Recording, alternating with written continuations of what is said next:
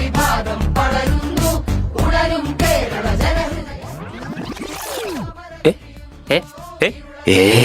മണ്ണാർക്കാട് നഗരസഭയിൽ തോറ്റ LDF സ്ഥാനാർത്ഥി നേരെ പോയത് BJPയുടെ പ്രകടനത്തിന്. നഗരസഭ വാർഡ് 24 LDF സ്ഥാനാർത്ഥിയാണ്. ചുറ്റികരിവാൾ നക്ഷത്രത്തിലാണ് മത്സരിച്ചത്. ആ സ്ഥാനാർത്ഥി തോറ്റതിന് ശേഷം നേരെ പോയത് BJPയുടെ ആഘോഷ പ്രകടനത്തിനാണ്. അതായത് കാരാക്കുറിച്ചി പഞ്ചായത്തിലെ 6ാം വാർഡിൽ വിജയിച്ച BJP സ്ഥാനാർത്ഥി സ്നേഹ രാമകൃഷ്ണന്റെ വിജയാഘോഷ റാലിയിലാണ് പങ്കെടുത്തത് എന്നുള്ളതാണ് നമുക്ക് കാണാൻ കഴിയുന്നത്.